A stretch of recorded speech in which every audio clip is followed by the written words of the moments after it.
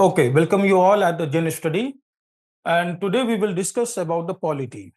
Polity एक ऐसा subject है जिसका यूपीएससी में बहुत ज़्यादा इंपॉर्टेंस है, ना केवल यूपीएससी में बल्कि आपके अपने लाइफ में भी। तो आज के इस लेक्चर में हम लोग समझेंगे कि पॉलिटी एंड यूपीएससी इन दोनों के बीच में आपस में क्या कोऑर्डिनेशन है, पॉलिटी को कैसे अप्रोच करना चाहिए एज ए सब्जेक्ट। जब आप पॉलिटी को पढ़ते हैं, when you study the polity, how you connect the subject matters of polity with the current affairs. जब आप न्यूज़पेपर पढ़ते हैं, चाहे इंडियन एक्सप्रेस हो या फिर द हिंदू हो, राइट, रोज कुछ ना कुछ होता रहता है आपके स्टेट में, नेशनल लेवल पर, डिस्ट्रिक्ट जहां आप डिस्ट्रिक्ट में रहते हैं तो डिस्ट्रिक्ट लेवल पर, स्टेट लेवल पर, नेशनल लेवल पर, international affairs, right, international level पर रोज कुछ ना कुछ होता है, न्यूज़पेपर में होता है। तो पॉलिटी के जो सब्जेक्ट मैटर्स हैं उसको आप करंट अफेयर से कैसे लिंक करेंगे, कैसे उसके अपडेटेड कंटेक्स्ट को आप समझेंगे, राइट। तो इन सभी टॉपिक्स को आज हम लोग डिस्कस करेंगे आज के इस पॉलिटी के लेक्चर के में, राइट। उससे पहले मैं आप लोगों से एक चीज पूछूं, यदि आपको बदलाव लाना है, क्योंकि जब भी हम पॉलिटी की बात करते हैं, whenever we are talking about the polity, तो एक टर्म हमारे माइंड में आता है जिसे कहते हैं पॉलिटिक्स, राइट। और जब पॉलिटिक्स हमारे माइंड में आता है तो एक और टर्म आता है पॉलिटिकल साइंस। तो क्या ये तीनों चीजें एक होती है, राइट? और there are some basic differences between all these three terms और concepts, that polity is something different, politics is something different, and political science is something different thing, right? इसको भी ठीक से समझेंगे। खैर, मैं एक बात पूछूं आपसे कि जब भी आप किसी सरकारी दफ्तर में कुछ काम कराने जाते हैं, फॉर एग्जाम्पल आपको कोई सर्टिफिकेट बनाना हो, एज सर्टिफिकेट हो सकता है, रेसिडेंशियल सर्टिफिकेट हो सकता है, या फिर कास्ट सर्टिफिकेट हो सकता है, ईडब्ल्यूएस का, ओबीसी का, any other certificates, right. Marriage certificate हो सकता है, लैंड रिलेटेड कुछ सर्टिफिकेट्स होते हैं। जब भी आप कुछ गवर्नमेंट ऑफिशियल्स के पास जाते हैं तो आपका एक एक्सपीरियंस कॉमन रहता होगा कि आसानी से सर काम नहीं होता है, या फिर वो करप्शन मांगते हैं, पैसा मांगते हैं काम करने के लिए, रेड टेपिज्म बहुत ज्यादा है, काम को टालते रहते हैं, राइट, फेवरेटिज्म है, कई तरह की चीजों का शिकायत आपने देखा होगा, सुना होगा, आपने भी किया होगा, हमने भी किया है ये शिकायत। जब भी आप वोट देने जाते हैं, राइट, तो फिर वहां पे भी आपने देखा होगा, वोट होता है, गवर्नमेंट मशीनरी हाईली एक्टिव होती है, पूरा एडमिनिस्ट्रेटिव एक्टिव होता है। कि वोट होता क्या है, क्यों होता है, क्यों गवर्नमेंट मशीनरी इतनी एक्टिव होती है, right. You all are the part of that, हम सभी उसके पार्ट होते हैं। ऐसा क्यों होता है, इसके पीछे क्या इन्वॉल्व है? पॉलिटी इन्वॉल्व है, इकोनॉमी इन्वॉल्व है, साइंस इन्वॉल्व है, टेक्नोलॉजी इन्वॉल्व है, हिस्ट्री इन्वॉल्व है, क्या है, साइकोलॉजी इन्वॉल्व है। तो ऑफ कोर्स ये समझ में आता है कि इसके पीछे पॉलिटी इन्वॉल्व है, polity as a subject matters इसमें इन्वॉल्व है। ओके, तो जो चीज मैंने आपसे पहले पूछा कि जब भी आप किसी गवर्नमेंट ऑफिसेस में जाते हैं और आपने देखा है कि यहाँ काफी करप्शन है, लेथार्जीनेस है, रेड टेपिज्म है, राइट, काम सही से हो नहीं रहा है, तो ऐसे केसेस में आपके माइंड में एक चीज आता है कि हमें बदलाव चाहिए, we need some changes. Yes please, yes, anybody wants to speak anything? Yes please continue. Delhi में वो तो उनकी नहीं हुई सबसे ज्यादा।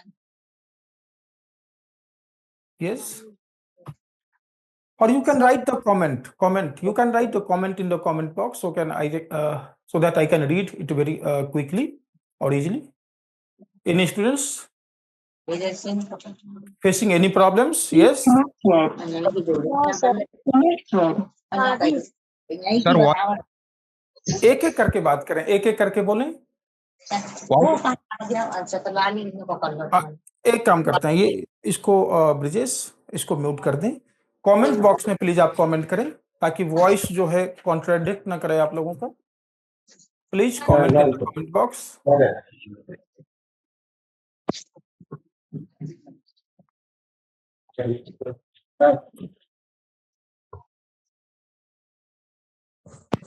Okay, any problem?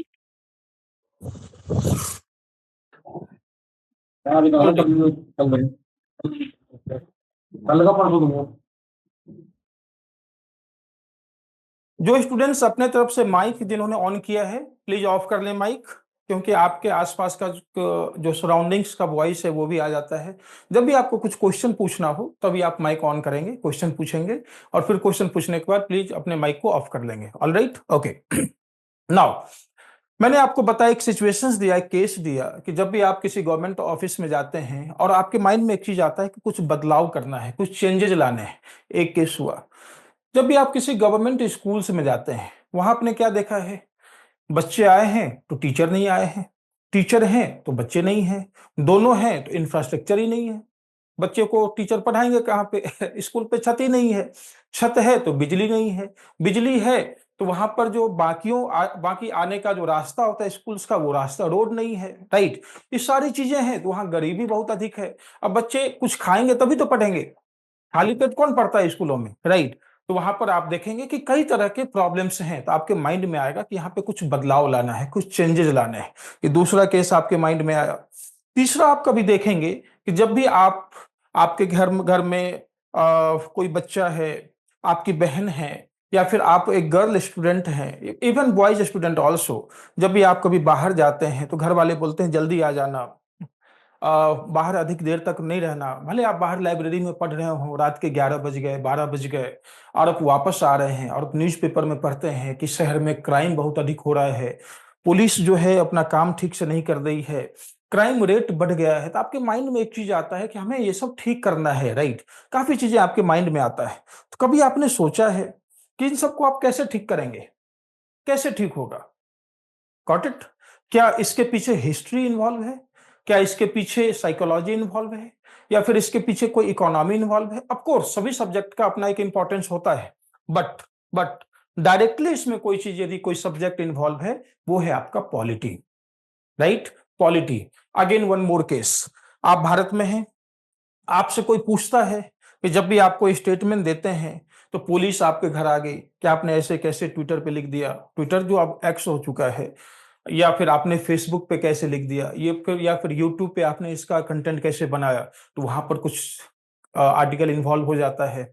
Religious activity जहां पर होती है, वहां पर आपने देखा होगा कि काफी ह्यू एंड क्राइज होते हैं, वहां पर कुछ आर्टिकल इन्वॉल्व हो जाता है। या फिर पुलिस किसी को अरेस्ट करती है तो वहां पर कोई आर्टिकल इन्वॉल्व हो जाता है। Got it?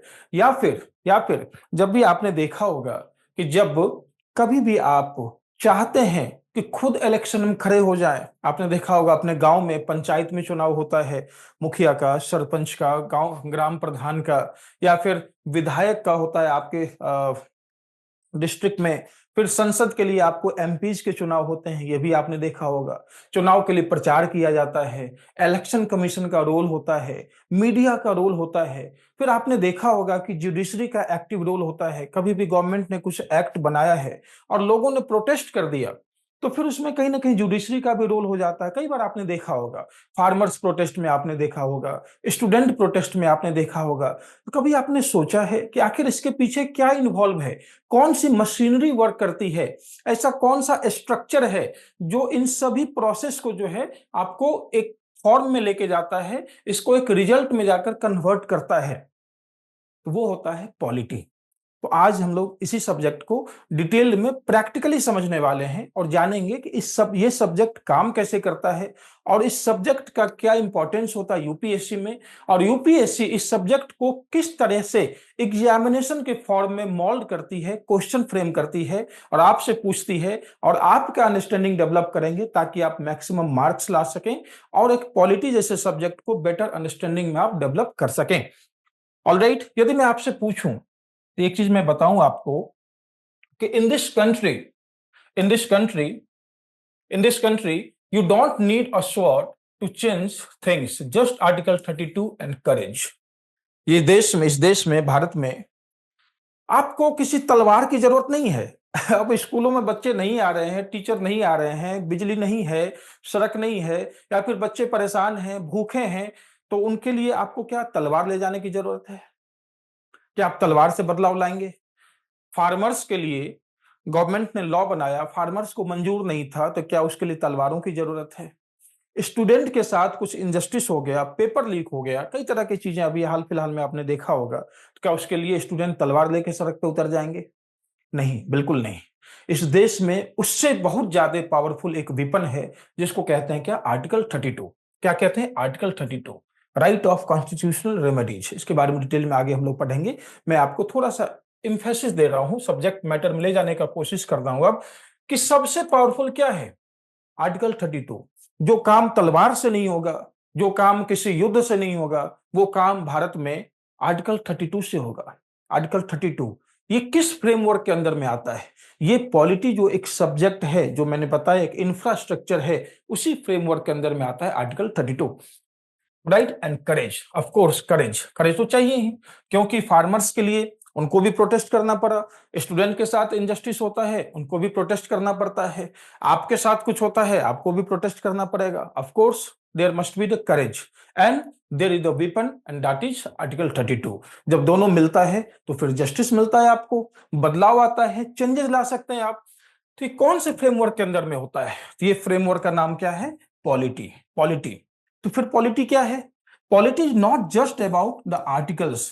कई बच्चों का ये प्रॉब्लम रहता है कि सर आर्टिकल्स याद नहीं होता है, आर्टिकल 1 क्या है, 2 क्या है, 21 क्या है, 14 क्या है, 19 क्या है, 326 क्या है, 51 क्या है, बहुत मुश्किल होता है।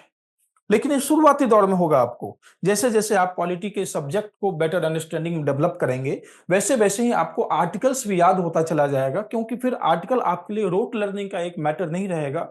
यानी कि आप उसको बैठ के याद नहीं करना पड़ेगा कि 2 1 जा 2, 2 2 जा 4, 2 3 जा 6, इस तरीके से याद नहीं करना पड़ेगा। उसको एक क्रोनोलॉजी में आप समझेंगे, उसके पीछे के लॉजिक को समझेंगे, और वो कैसे काम करता है उसको, जब उसका जब बेटर अंडरस्टैंडिंग आपके अंदर डेवलप होगा, वो आर्टिकल याद करना फिर आपके लिए इजी हो जाएगा। इसीलिए अभी आप कोई भी स्टूडेंट अधिक प्रेशर मत लीजिएगा इसमें कि आर्टिकल याद नहीं हो रहा है और आप जबरदस्ती याद करने के लिए बैठे हुए हैं, कोर कंटेक्स्ट नहीं समझ पा रहे हैं, तो यदि गलती से हो भी गया तो 1 2 दिन 4 दिन, मुश्किल से 5 दिन याद रहेगा, फिर भूल जाएंगे आप। ओके, तो polity is not just about the articles, it's about what decide your future. आपका भविष्य कौन डिसाइड करता है। फॉर एग्जाम्पल, यदि सरकार, गवर्नमेंट अभी क्या करे, यूपीएससी का जो मिनिमम एज लिमिट है कितना है, 21 ईयर्स और मैक्सिमम कितना है, यदि मैं जनरल कैटेगरी की बात करूं 32 ईयर्स। मिनिमम को क्या कर दे, 21 से हटाकर 18 पर लेके आ जाए, तो क्या होगा, आपका फ्यूचर इस पे डिसाइड होगा कि नहीं होगा। मैक्सिमम जो है 32 से हटाकर 27 पर ले आए, या फिर 32 से बढ़ाकर 35 पर ले आए। इन जनरल कैटेगरी की मैं बात करूं तो क्या होगा, इससे आपका फ्यूचर कहीं ना कहीं इंपैक्ट करेगा। वो फिर कैसे, गवर्नमेंट ने कहां से डिसीजन लिया, गवर्नमेंट को पावर कहां से मिल रहा है, again from the polity, that is the area of polity. Alright, तो ये क्या है, it decides your future, my future means जो देश के नागरिक हैं उनका फ्यूचर, एंड इंडियाज फ्यूचर, पूरे देश के फ्यूचर को ये डिसाइड करता है। If you master this, you want just clear UPSC, you understand how the world works. यदि आप पॉलिटी को मास्टर कर लेंगे तो केवल यूपीएससी ही आप क्लियर नहीं कर लेंगे, यूपीएससी तो आप कर ही लेंगे क्लियर, राइट, अच्छे रैंक के साथ, जो सर्विस आप चाहते हैं वो सर्विस आपको मिल जाएगा। इसके साथ साथ दुनिया काम कैसे करती है, राइट, मैंने बताया आपको कि हर दिन आप जिस गांव में रहते हो या पंचायत में रहते हो, आपके गांव लेवल पर, विलेज लेवल पर, पंचायत लेवल पर, डिस्ट्रिक्ट लेवल पर, स्टेट लेवल पर, कंट्री लेवल पर, इंटरनेशनल लेवल पर कुछ ना कुछ हो रहा होता है। अभी मैं हाल फिलहाल का एग्जांपल दूं कि पहलगाम में जो अटैक हुआ, वो क्या था, एक पहले डिस्ट्रिक्ट का मैटर था, जम्मू कश्मीर का मैटर बना, पूरे भारत का मैटर हो गया, अब ये इंटरनेशनल मैटर हो गया। सबको लग रहा है कि कब भारत पाकिस्तान का युद्ध ना हो जाए, राइट, इसके लिए पूरे इंटरनेशनल मीडिया इस पे बात कर रही है। तो ये क्या बन गया, इसके पीछे क्या है, again polity is working. Polity means that government is working, government is deciding what to do और व्हाट नॉट टू डू। सरकार डिसाइड कर रही है, तो क्या हुआ, इसके पीछे पॉलिटी आ गया। Got it. तो पॉलिटी के आपने पर्पस को समझा, यदि आपने पॉलिटी के पर्पस को समझ लिया, तो फिर से मैं फर्स्ट स्लाइड पे चलता हूं कि understanding polity, foundation for a constitutional citizen. एक फाउंडेशन है कॉन्स्टिट्यूशनल सिटीजन। आप भारत के नागरिक हैं, आप अमेरिका के नागरिक हैं, फॉर एग्जांपल आप चाइना के नागरिक हैं, आप रशिया के नागरिक हैं। कैसे नागरिक हैं, क्यों हैं, क्योंकि आपको उस देश ने कुछ अधिकार दिए हैं, और जब वो अधिकार यानी कि राइट्स दिया उस कंट्री ने, और जब राइट्स दिया है तो कुछ रिस्पॉन्सिबिलिटीज दिया है, रिस्पॉन्सिबिलिटी दिया है उसके साथ साथ कुछ प्रिविलेजेस भी दिए हैं। Got it? तो ये एक प्रकार से क्या बनाता है, आपको एक टाइप का कॉन्स्टिट्यूशनल सिटीजन बनाता है, और उसके लिए क्या आपको समझना पड़ेगा, पॉलिटी को समझना पड़ेगा। अब ये सारी जितने चीज मैं बता रहा हूं आपको, इसी से यूपीएससी फिर क्वेश्चन बनाती है। यहां से क्या बनेगा, आपको फिलोसॉफिकल अंडरस्टैंडिंग डेवलप होगा पॉलिटी का। पॉलिटी में फिर कई फैक्ट्स हैं, जैसे कई स्टूडेंट लुसेंट याद करते हैं, या फिर कुछ ऐसा फैक्ट बुक आपने याद कर लिया कि आर्टिकल 14 ये है, 15 ये है, 16 ये है, right, article 1 India that is Bharat, ऐसे कई आर्टिकल्स आपने याद कर लिया।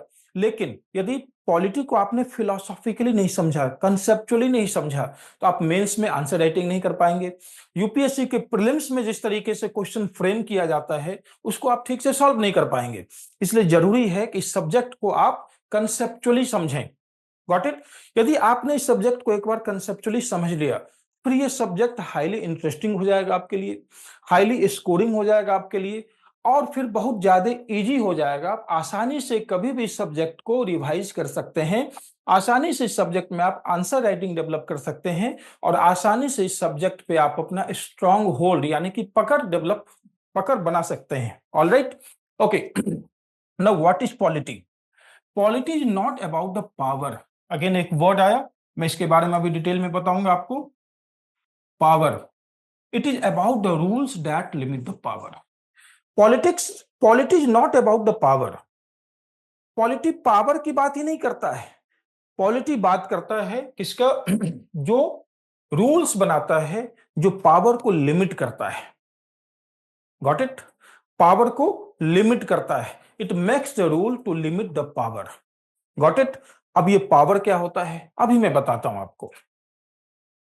अब इसके साथ में एक चीज बताऊं आपको, उससे पहले मैं पॉलिटी के एक डिफिनेशन के कंसेप्ट को आपको समझाना चाहूंगा कि polity is the system of governance, the institutional framework that defines who makes the law, who executes it and how it's interpreted. Now इसको समझें अब आप। जैसे मैंने अभी बताया आपको polity, right, then politics, then political science.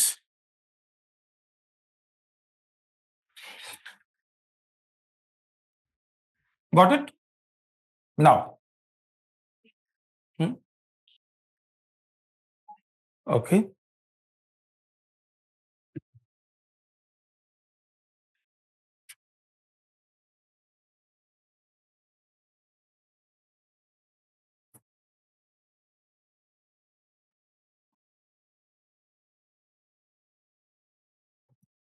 okay. Now you have polity, then politics, then political science। ये तीन चीज आपने बराबर सुना होगा। क्या ये सेम होता है? बिल्कुल नहीं होता है। तभी तो मैंने अलग अलग लिखा है इसको। मैं थोड़ा सा बेसिक डिफरेंस पहले समझाऊंगा इसमें, फिर एक टर्म और समझाऊंगा, फिर ये आपके लिए और इजी हो जाएगा इसको कोरिलेट कर पाना। देखो, पॉलिटिक्स क्या होता है, इसको मैं एक शब्द में लिखूं in one word, and that is power. Got it? Power. And ये पावर एक्वायर्ड कैसे होगा, how to acquire the power, ये आपको सिखाता है political science. Political science means how to acquire the power. Got it? And and ये power है, और ये पॉलिटी ये क्या करता है, इसको कंट्रोल करता है, कंट्रोल करता है, लिमिट करता है, राइट, एंड इसको वर्क में लाता है। Let the power works, and that is the polity. Political science से आपने क्या समझा? How to acquire the power and what is power. दो चीज आपको समझ में आता है जब आप political science as a subject को पढ़ते हैं, क्योंकि उसमें थ्योरी आपको मिलेगा। डिफरेंट डिफरेंट थिंकर जो हैं उनकी थ्योरी हैं। वो कोई बोलते हैं पावर ये होता है जिससे आप चेंजेस ला सकते हैं, कोई थिंकर बोलते नहीं पावर को चेंजेस से कोई मतलब नहीं होता है। पावर जो होता है वो आपका जो सेल्फ स्टीम होता है ना, उसको आप क्या करते हैं, ड्राइव करते हैं। That is the power. महत्वाकांक्षा। Got it? ऐसे अलग अलग रूलर्स में आपने देखे होंगे, उन्होंने पावर का अलग अलग तरह से यूज किया है, हिस्ट्री में आपने पढ़ा है। जैसे सम्राट अशोक की मैं बात करूं, तैमूर लंग की मैं बात करूं, चंद्रगुप्त मौर्य की मैं बात करूं, चाणक्य की मैं बात करूं, गॉट इट, ऐसे अलेक्जेंडर की मैं बात करूं, तो जितने भी आप वर्ल्ड के रूलर्स को देखेंगे उनके लिए पावर का मतलब अलग अलग है, गॉट इट। तो ये कहां से समझ में आएगा आपको, जब political science as a subject को आप पढ़ते हैं, यहां से समझ में आएगा कि व्हाट इज पावर। अब जब व्हाट समझ में आ गया तो हाउ, कैसे पावर मिलेगा, ये भी आपको कौन बताएगा, political science, got it. Power, politics is all about power. अब पावर के तीन चार फेजेस होते होंगे। यदि आप पावर में हैं, if you are in the power, then what you want, to remain in the power. जैसे बीजेपी की अभी सरकार है भारत में, सेंट्रल गवर्नमेंट में, तो बीजेपी कभी चाहेगी कि पावर में मैं ना रहूं, राइट। तो बीजेपी चाहेगी कि पावर में रहें, to remain in the power, that is the politics. Congress अभी सेंट्रल गवर्नमेंट में पावर में नहीं है, तो क्या कांग्रेस नहीं चाहती है पावर में आए, बिल्कुल चाहती है, तो राइट। तो how to come in the power, got it. और जिनको जो पावर में थे अब पावर में नहीं है, तो how to come back in the power. Power में है तो how to remain in the power, got it. If you are not in the power, then how to come in the power. If you were in the power once, यदि आप एक समय power में थे but अब आपके पास power नहीं है, तो how to come back into the power. और ये तीनों सिचुएशन को जब आप स्टडी करेंगे, उसी को क्या बोलते हैं, पॉलिटिक्स बोलते हैं। उसी को क्या कहते हैं, पॉलिटिक्स बोलते हैं। इसमें अधिक कंफ्यूज आपको नहीं होना है, that is all about the politics, okay. Politics तो आपने सोचा सुना होगा, घर में या फिर अपने दोस्तों में कभी आपस में बहस हो जाती है तो लोग कहते हैं ना कि ये बहुत पॉलिटिक्स करती है, या फिर ये बहुत पॉलिटिक्स करता है। समाज में आजकल बहुत ज्यादा राजनीति है, बहुत अधिक पॉलिटिक्स है, अच्छा नहीं लगता है। आजकल परिवार में भी बहुत अधिक पॉलिटिक्स है। यही है, हर आदमी चाहता है कि पावर में आए, हर आदमी चाहता है उसके पास पावर हो। जो पावर में है वो चाहता है कि हम पावर में बने रहें, जो नहीं है वो चाहता है कि किसी भी तरह से पावर में आ जाए, किसी भी तरीके से। येन केन प्रकारेण, एक संस्कृत में श्लोक है, कैसे भी आ जाए, by anyhow to come into the power, got it. इसलिए आपको लगता है ये पॉलिटिक्स है, पॉलिटिक्स है, क्योंकि जहां पर पावर के लिए बहुत ज्यादा फाइट होगा, हो सकता है आप वहां पर अनकंफर्ट फील करें, गॉट इट। तो politics is all about power. अब ये पॉलिटी का क्या रोल है, जब आप पॉलिटिकल साइंस के कंसेप्ट से हाउ व्हाट पहले क्लियर किया आपने, ये पहला स्टेप है। दूसरा आपने हाउ क्लियर कर लिया, यहां से आप पहुंच गए यहां पे, तीसरा हो गया पावर में। अब पावर, पावर को वर्क कैसे करना है, how to make the power work, got it. आपने इंजन बना लिया, लेकिन इंजन चलेगा कैसे, इंजन में पावर है, हॉर्स पावर, आपने सुना होगा कि इतने हॉर्स पावर का इंजन है, ये इतने हॉर्स पावर का इंजन है, राइट। इंजन में पावर है, लेकिन वर्क कैसे करेगा, उसके लिए इंफ्रास्ट्रक्चर डेवलप करना पड़ेगा। इंजन पे बैठ के तो आप नहीं कहीं जाते हैं। इंजन में क्या बनता है, इंफ्रास्ट्रक्चर, कार बन जाएगा, स्कूटी बन जाएगा, बाइक बन सकता है, बस बन सकता है, राइट। वंदे भारत जो ट्रेन है वो बन सकता है, कुछ भी बन सकता है। तो वो आपने क्या किया, वो इंजन में पावर है, उस इंजन पे आपने एक इंफ्रास्ट्रक्चर डेवलप किया, इंफ्रास्ट्रक्चर, उसी को क्या कहते हैं, पॉलिटी कहते हैं। जब पावर के ऊपर आपने क्या किया, एक इंफ्रास्ट्रक्चर डेवलप किया, उसी को क्या कहते हैं, पॉलिटी कहते हैं। फॉर एग्जाम्पल, भारत की सरकार, उत्तर प्रदेश की सरकार, महाराष्ट्र की सरकार, बिहार सरकार, अमेरिका की सरकार, वो क्या है, वहां पर पावर है। और उस पर जिस तरीके से इंफ्रास्ट्रक्चर बनाया गया कि भारत का सरकार कैसा होगा, लोकतांत्रिक सरकार होगा, डेमोक्रेटिक गवर्नमेंट होगा, गॉट इट। यहाँ पर एक संविधान होगा, कॉन्स्टिट्यूशन होगा। यहाँ पर जो आपको रूल करेंगे वो प्राइम मिनिस्टर के द्वारा होगा। फिर उसके ऊपर आपको रिपब्लिकन हेड जो होते हैं वो आपके प्रेसिडेंट होंगे। फिर यहाँ पर अलग अलग स्टेट होगा, वहां पर चीफ मिनिस्टर होगा। ये इस तरीके का एक इंफ्रास्ट्रक्चर बनाया गया। तो क्या बन गया, Indian political setup, Indian polity का वो सेटअप तैयार हो गया। आई बात समझ में कि पावर मतलब क्या, पॉलिटिक्स, और वो क्या है, आपका एक इंजन है, और इंजन के ऊपर जो इंफ्रास्ट्रक्चर बन गया वो क्या है, पॉलिटी है। अब क्या करेगा, इंजन वर्क करेगा। तो पॉलिटी आपको क्या करता है, इंजन को वर्क करने में हेल्प करता है। पॉलिटी क्या करता है, लिमिट करता है पावर को। Got it. ब्रेक है, ब्रेक क्या करता है, पावर को कंट्रोल में लाता है। ऐसे पॉलिटी में क्या है, आर्टिकल्स हैं डिफरेंट डिफरेंट। यदि गवर्नमेंट मनमानी कर रही है तो आप सरकार के अगेंस्ट कोर्ट में केस कर सकते हैं। जैसे किसानों ने क्या किया, सुप्रीम कोर्ट में केस किया। Got it. स्टूडेंट भी क्या करते हैं, सुप्रीम कोर्ट में केस करते हैं, हाई कोर्ट में जाते हैं, सुप्रीम कोर्ट जाते हैं। किसी व्यक्ति के साथ उनका फंडामेंटल राइट्स वायलेट हो रहा है, आप सीधा सुप्रीम कोर्ट जा सकते हैं। Got it. तो ये सब सिस्टम जो है क्या करता है, आपको पावर में ब्रेक लाता है, कंट्रोल करता है। इलेक्शंस होते हैं हर 5 साल पर, ये क्या करता है, पावर पे कंट्रोल लाता है कि एक ही जो पार्टी है उसी का रूल हमेशा न रहे।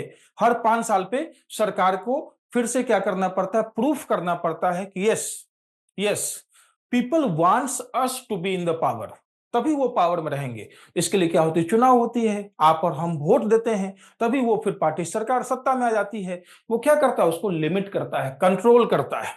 आप समझ में आ गया आपको। इन तीनों टर्म में कोई किसी को कोई दिक्कत, पॉलिटिक्स क्या होता है, पावर और पॉलिटी क्या होता है, एंड पॉलिटिकल साइंस क्या होता है। Does any students have any problem. Practical knowledge हो गया इसका। एग्जाम्पल के साथ आपने समझ लिया। यदि आपने इसको समझ लिया, इसके बाद एक और कंसेप्ट मैं समझाऊंगा, that is very important concept for you all. किसी को कोई दिक्कत, आप लोग कमेंट बॉक्स में कह सकते हैं। Okay okay, all right all right, okay. Any other students, please tell me. Yes sir, as an example, yes please tell me. Rakeen, Rakeen Akhtab, yes please tell me. Mohammad Talha Ahmed, okay much better sir, all right, okay very good. डोरकीन example में अभी और समझाता हूं आपको। Example में मैंने बताया आपको पॉलिटिकल साइंस, फॉर एग्जाम्पल जैसे कि व्हाट इज पावर, मैंने अलग अलग थिंकर के हिसाब से बताया। सोक्रेटिस के हिसाब से पावर का डिफिनेशन कुछ और है, राइट। चाणक्य के हिसाब से पावर का डिफिनेशन कुछ और है। रूसो के बारे में समझेंगे, पावर वो कहते हैं कुछ और है, शांति, पीस। महात्मा गांधी के हिसाब से पावर का मतलब क्या है कि लोगों के जीवन में बदलाव आना चाहिए। अंबेडकर जी के हिसाब से आप देखेंगे तो पावर का डिफिनेशन क्या है कि बराबरी होना चाहिए। जिनके साथ एक्सप्लॉयटेशन हुआ है उनके साथ जो है आपको अब ज्यादा एक्सप्लॉयटेशन न हो, बराबरी का अधिकार उनको मिलना चाहिए। Got it. यदि आप बाल गंगाधर तिलक के हिसाब से देखें तो पावर का क्या है, Swaraj is my birth right, right. यानी कि जो स्वराज है वो हमारा जन्मसिद्ध अधिकार है। यदि आप और भी जितने आपको पॉलिटिकल थिंकर्स हैं उनके बारे में देखेंगे तो पावर का सबका कहीं ना कहीं अलग अलग डिफिनेशन होता है, अंडरस्टैंडिंग होता है। तो वहां से व्हाट क्लियर होता है। ओके। अब हाउ, हाउ में गांधी जी कहते हैं नॉन वायलेंस। हमें पावर एक्वायर तो करना है लेकिन हमारा माध्यम, मीडियम क्या होना चाहिए, नॉन वायलेंस होना चाहिए, नॉन वायलेंस। अंबेडकर जी का कहना है कि नॉन वायलेंस तो हो ही, लेकिन हमें क्या करना है, अपने वजूद को समझना है और पावर को एक्वायर करना है। हमें इक्वालिटी पहले चाहिए। Got it. ऐसे ही कई और उसमें जाएंगे, बोलेंगे जैसे आप कम्युनिस्ट थिंकर की बात देखें, बोलेंगे नहीं। यदि आप जो कार्ल मार्क्स हैं उनकी बात बोलेंगे, बोलेंगे नहीं, वायलेंस से भी हमें यदि अधिकार मिलता है तो वायलेंस भी सही है, कोई दिक्कत नहीं है। Got it. तो ये क्या है, हाउ क्लियर होता है यहां से, हाउ। और ये दोनों रास्ता कहां पे लाता है आपको, पावर। सेंटर में क्या है, पावर। और इस पावर को इंफ्रास्ट्रक्चर कौन देता है, पॉलिटी। यानी कि इस पॉलिटिक्स को इंफ्रास्ट्रक्चर क्या दिया, पॉलिटी। तो इसमें यदि मैं आपको एग्जांपल में बता दूं, यदि मैं बताऊं आपको, यदि मैं इंडिया के टर्म में बताऊं, इंडिया के कंटेक्स्ट में बताऊं, तो इस यहां पे जो इंडिया में जो पॉलिटी ने जो इसको एक इंफ्रास्ट्रक्चर दिया है, कौन सा इंफ्रास्ट्रक्चर है, डेमोक्रेटिक। डेमोक्रेटिक इंफ्रास्ट्रक्चर किसने दिया है, पॉलिटी ने दिया है। किसको, इंडियन पॉलिटिक्स को। यदि मैं चाइना की बात करूं, चाइना में क्या है, कम्युनिस्ट, कम्युनिस्ट, राइट। इस तरह से आपको स्ट्रक्चर दिया जाता है। जो रिलीजन बेस्ड कंट्री होते हैं, जैसे मैं पाकिस्तान की बात करूं या फिर मिडिल ईस्ट में और भी जो कंट्रीज हैं, तो वहां पर उनके रिलीजन से उनको पावर मिलता है। Got it. इजराइल की बात करूं, क्लियर हो गया, किसी को कोई दिक्कत यहां तक, no problem, okay. Now now one more concept you need to understand, जो कंफ्यूजन होता है, जैसे एक में वर्ड लिखता हूं कंट्री, कई बार आपने सुना होगा कंट्री, मैं फिर लिखता हूं स्टेट, फिर मैं लिखता हूं नेशन। नेशन, ये 3 टर्म आप लोगों ने सुना होगा। India is my country, India is a state, India is our nation. क्या तीनों एक चीज है?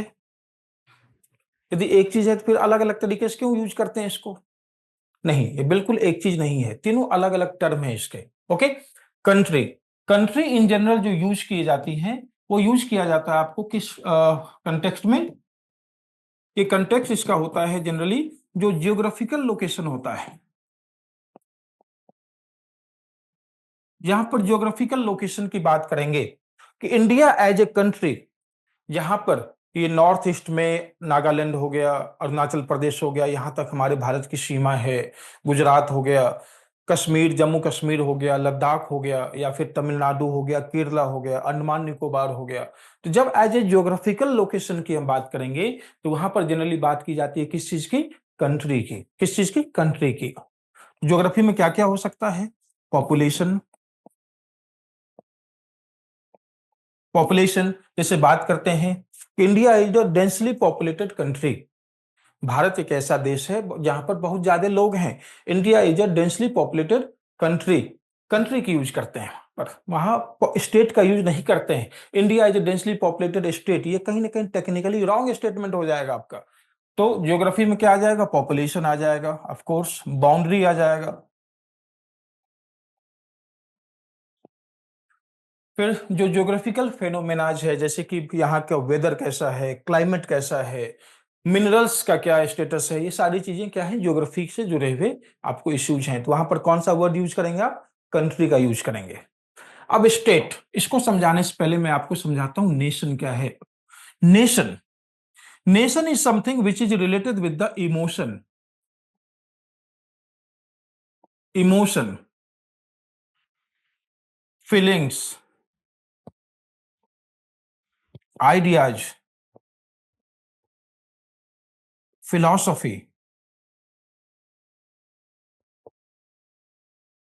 जहां पर जो चीज आइडिया से जुड़ा हुआ हो। फॉर एग्जाम्पल इजराइल, इजराइल बनने से पहले इजराइल एक इमोशन था। जहां भी जूझ रहा करते थे, उनके मन में था कि हमारा कोई एक जगह है। Got it? इमोशन, इमोशन से डेवलप हुआ आइडिया कि हाँ, हम इजराइल बना सकते हैं। उनके माइंड में था, इजराइल बना नहीं था तभी तक, जो उसके माइंड में था, लेकिन बना नहीं था, जो दुनिया के अलग अलग जगहों पे रहा करते थे। फिर सब इकट्ठे हुए, उन्होंने बात किया, आइडिया को शेयर किया, और आइडिया को क्या किया? इंप्लीमेंट किया। इस आइडिया को क्या किया? इंप्लीमेंट किया। और इंप्लीमेंट करके क्या बना दिया?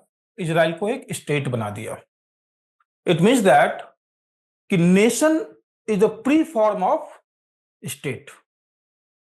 नेशन जो होता है किसी भी स्टेट का एक प्री फॉर्म है, उसके पहले का एक फॉर्म है। क्लियर हो गया? जैसे आपने चिप्स खाया तो चिप्स जो है, ऐसा नहीं किसी पेड़ में लगा हुआ होता है और पेड़ से तोड़कर आप चिप्स खा लेते हैं। चिप्स का क्या है? प्री फॉर्म क्या है? यदि आप बनाना चिप्स खा रहे हैं तो बनाना हो गया, यदि आप पोटैटो चिप्स खा रहे हैं तो पोटैटो हो गया, उसका क्या है? प्री फॉर्म है। ऐसे ही स्टेट का प्री फॉर्म क्या होता है? एक नेशन होता है। Got it? अब कैसे होता है? नेशन में क्या है? इमोशन है, फीलिंग्स है, आइडियाज है, फिलॉसफी है। जैसे भारत में बात होती है हिंदू राष्ट्र, ये आपने कई बार सुना होगा। यदि आप विनायक दामोदर सावरकर के फिलॉसफी को पढ़ते हैं, आइडियाज को पढ़ते हैं, तो उनका मानना है कि एक हिंदू राष्ट्र होना चाहिए। क्या है उनका मानना? है, आइडिया है, इमोशंस है कि एक हिंदू राष्ट्र होना चाहिए। ऐसे ही टू नेशन थ्योरी के बारे में आपने सुना होगा। जैसे मोहम्मद अली जिन्ना हो गए, शौकत अली थे, मोहम्मद अली थे, और भी जो टू नेशन थ्योरी के प्रोपेगेटर थे, जिन्होंने उसको प्रोपेगेट किया था, बनाया था। तो उनके मन में भी एक इमोशन था, एक आइडिया था कि मुस्लिमों के लिए एक अलग देश होना चाहिए। और वो इमोशन क्या हुआ? पहले इमोशन में आया कि मुस्लिमों के लिए एक देश होना चाहिए। वो क्या हुआ, एक आइडिया में कन्वर्ट हुआ, और उस आइडिया को क्या किया गया, इंप्लीमेंट किया गया, और इंप्लीमेंट करके क्या बना, स्टेट बना। स्टेट का एग्जाम्पल क्या है, पाकिस्तान। Got it? समझ में आया बात? टू नेशन थ्योरी कोई नया थ्योरी तो नहीं था। Got it? 1907-8 के आसपास ही इस थ्योरी पे बातचीत करनी शुरू हो गई थी। इंप्लीमेंट कब हुआ, जाकर 1947 में। कितना समय लग गया। It means that nation as a concept जो था वो पहले से ही आ जाता है, प्री फॉर्म है, प्री एग्जिस्टिंग होता है। ऐसे ही भारत में हिंदू राष्ट्र का अभी जो कंसेप्ट है वो नेशन के फॉर्म में है। कई लोग चाहते हैं कि इसको स्टेट के फॉर्म में लाया जाए। तो क्या दिक्कत आ रही है? नेशन के फॉर्म में जो चीज एग्जिस्ट हो रहा है उसको स्टेट के फॉर्म में लाने में उन्हें क्या चीजें चाहिए, what are the requirements for that? Nation के फॉर्म में टू नेशन थ्योरी मुस्लिम कंट्री का एक आइडिया था, मुस्लिम स्टेट का एक आइडिया था, लेकिन वो नेशन के फॉर्म में था और स्टेट में आ गया तो उन्हें क्या मिल गया ऐसा जो स्टेट बन गया? इजराइल एक आइडिया था और इजराइल बाद में एक स्टेट बन गया। कैसे बना? राइट? कई देश हैं जिन्होंने इजराइल को रिकॉग्नाइज किया है और कई कंट्री ऐसे हैं जिन्होंने रिकॉग्नाइज नहीं किया है। इसके पीछे क्या कारण है? चलिए इसको मैं बताता हूं आपको। देखिए इसमें क्या होता है, तो सबसे इंपॉर्टेंट चीज इसमें क्या है, जैसे मैं बताऊं आपको कि यदि मैं स्टेट की बात करूं, राइट, कंट्री तो मैंने आपको बता दिया, ये समझ में आ गया, किसी कोई दिक्कत नहीं इसमें। यदि मैं स्टेट की बात करूं और नेशन की बात करूं, तो नेशन में, यदि नेशन में,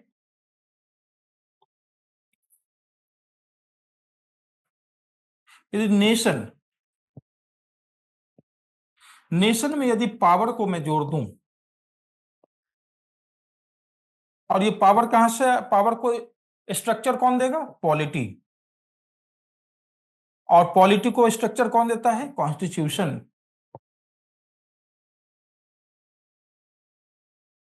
राइट? और ये कॉन्स्टिट्यूशन कब फॉर्म करेंगे आप, जब आपके पास क्या होगा, सेल्फ रूल होगा। Got it? नेशन एक आइडिया एग्जिस्ट कर रहा है। अंग्रेजों ने जो बताया भारत में कि इंडिया को रूल कर रहे हैं, India is not a state. कई थ्योरी में आपने पढ़ा होगा कि इंडिया एक स्टेट नहीं था, एक नेशन है। हम भारत के लोग हैं, भारतवासी, अखंड भारत। अखंड भारत को आपने कई बार सुना होगा कि क्या, एक नेशन का आइडिया। अंग्रेजों ने बताया कि नेशन का आइडिया है, लेकिन इसको इंप्लीमेंट करने के लिए क्या करना होगा, पावर होना चाहिए इनका अपना। इसके पावर के लिए क्या चाहिए, पॉलिटी चाहिए। पॉलिटी के लिए क्या चाहिए, कॉन्स्टिट्यूशन चाहिए। और वो कॉन्स्टिट्यूशन कैसा चाहिए, कोई बनाकर दे दे आपको वैसा कॉन्स्टिट्यूशन नहीं, आप सेल्फ बनाएंगे, खुद से बनाएंगे। इसलिए भारत में कॉन्स्टिट्यूएंट असेंबली बनाया गया, कॉन्स्टिट्यूएंट असेंबली बनाया गया। और उस कॉन्स्टिट्यूएंट असेंबली ने क्या किया, कॉन्स्टिट्यूएंट असेंबली ने क्या किया, इस कॉन्स्टिट्यूएंट असेंबली ने कॉन्स्टिट्यूशन को फ्रेम किया। इस कॉन्स्टिट्यूशन ने क्या किया, इंडिया में एक पॉलिटी फ्रेमवर्क को डेवलप किया। और इस पॉलिटी फ्रेमवर्क में क्या किया, पावर को क्या किया गया, एक तरीके से वर्किंग में लाया गया, लिमिट लाया गया, कंट्रोल लाया गया, और वर्किंग मॉडल में डेवलप किया गया। और जब ये वर्किंग मॉडल में डेवलप हो गया तो ये नेशन क्या बन गया, स्टेट बन गया। Got it? आई बात समझ में? ऐसे ही क्या हुआ, पाकिस्तान एक आइडिया में था, two nation theory, emotion, feelings in ideas में डेवलप हुआ। इंप्लीमेंट करने के लिए क्या हुआ, फिर से सेल्फ रूल, वहां पे भी असेंबली हुई, कॉन्स्टिट्यूशन बना, फिर पॉलिटी हुआ, पॉलिटी से पावर मिला, और पावर से क्या बन गया, नेशन को पावर जब ऐड कर दिया आपने, स्टेट बन गया। ऐसे इजराइल बन गया। इसीलिए पॉलिटी पढ़ना जरूरी होता है। अब पॉलिटी से एक चीज तो आपको समझ में आ गया होगा कि पॉलिटी में किसी पार्टी के बारे में हम नहीं पढ़ते हैं, हालांकि ये पार्ट है syllabus, part of the syllabus, but polity is not studying some party, political party like BJP, Congress, CPI, RJD, Samajwadi party और एनी पार्टी। राइट? ये किसी पार्टी पॉलिटिक्स की बात नहीं होती है। Polity is about the working of the politics. Politics में जो भी आपको वर्किंग करने के लिए क्या क्या चीजें चाहिए, what are the requirements to work for the politics, that we are studying in the subject matter of polity. Clear हो गई बात? तो तीन चीजें क्लियर हो गई, कंट्री, स्टेट एंड नेशन। हो सकता है भारत में, जैसे आपने देखा होगा अभी इंडिया में कई ऐसे नेशन के कंसेप्ट अलग अलग डेवलप होते रहते हैं। जैसे महाराष्ट्र में डेवलप होगा कि महाराष्ट्र ये हमारा मराठावाड़ा है। साउथ इंडिया में एक अलग कंसेप्ट डेवलप, नेशन का एक अलग कंसेप्ट है। ऐसे आप हिंदी बेल्ट में देखेंगे तो अलग है हिंदुस्तान। फिर आप देखेंगे जब बात करें नॉर्थ ईस्ट में, तो वहां भी कंसेप्ट कुछ ना कुछ डेवलप होता रहता है। यदि उनको पावर पावर के साथ सेल्फ रूल सब कुछ हो जाएगा तो वहां भी डेवलप हो जाएगा। लेकिन वो सब अपना पावर कहां से शेयर करते हैं? जो एक ही सोर्स ऑफ पावर है वो है कॉन्स्टिट्यूशन ऑफ इंडिया, यानी कि भारत का संविधान। चाहे नॉर्थ इंडिया हो, साउथ इंडिया हो, ईस्ट इंडिया हो, वेस्ट इंडिया हो, सेंट्रल इंडिया हो, every corners of India have the one source of power and that is the constitution of India. इसीलिए नेशन के लिए जो भी आइडियाज हो, लेकिन वो स्टेट किसके पार्ट हैं? भारत के पार्ट हैं। That is the part of the India, that is the state. आई बात समझ में? कोई दिक्कत किसी को? No problem. तो कंट्री, स्टेट और नेशन के पीछे के फिलॉसफी को आपने ठीक से समझ लिया। इसके पीछे जो मैंने आपको बताया था पहले, पॉलिटी क्या है, पॉलिटिक्स क्या है, पॉलिटिकल साइंस क्या है, इसको भी आपने ठीक से अंडरस्टैंडिंग में डेवलप कर लिया। तो जो यूपीएससी अब आपसे पूछता है, तो अब तो क्लियर हो गया होगा कि जीएस का जो पार्ट है उसमें क्या पूछता है? पॉलिटी पूछता है। इट मीन्स दैट वो क्या पूछेगा? वर्किंग, कॉन्स्टिट्यूशन वर्क कैसे कर रहा है, how the constitution is functioning. क्योंकि कॉन्स्टिट्यूशन से ही क्या डेवलप हुआ है आपको? पॉलिटी डेवलप हुआ। अभी मैंने बताया आपको, सेल्फ रूल से आपने क्या किया? कॉन्स्टिट्यूशन बनाया। और कॉन्स्टिट्यूशन से क्या हुआ? आपका पॉलिटी डेवलप हुआ। और ये पॉलिटी क्या करता है? आपको पावर को एक शेप देता है। तो पॉलिटी में क्या पढ़ने वाले हैं आप लोग? How the constitution is functioning, how the constitution is working, what is constitution at all. और इससे आपका जीवन, means your life, my life and the country's life, ये तीनों लाइफ कैसे कनेक्टेड है आपस में, and how the government is in the centre of all this things. इन सभी चीजों को जब हम कोरिलेट करके पढ़ते हैं तो उसी को क्या कहते हैं? पॉलिटी कहते हैं। उसी को क्या कहते हैं? पॉलिटी कहते हैं। कोई दिक्कत इसमें अब तक? तो इसमें क्या होना चाहिए अब आपको? जब भी आप पॉलिटी को पढ़ेंगे तो आपके अंदर क्या होना चाहिए? न्यूट्रलिटी होना चाहिए, बाइस्डनेस नहीं होगा। आप बाइस्ड होकर पढ़ोगे तो फिर कैसे समझ में आएगा? क्योंकि ये बाइस तो है नहीं। ये तो पॉलिटिकल पार्टी की बात करता है, किसी पर्सनल पार्टी की बात नहीं करता है। ये बात करता है चाहे कोई भी पार्टी हो, जब वो सत्ता में आएगी तो वो क्या है? सरकार है, राइट। चाहे बीजेपी की सरकार है, कांग्रेस की सरकार है, सीपीआई के, किसी की भी सरकार है, वो पहले क्या है? Government, according to the vision of the polity, that is the government.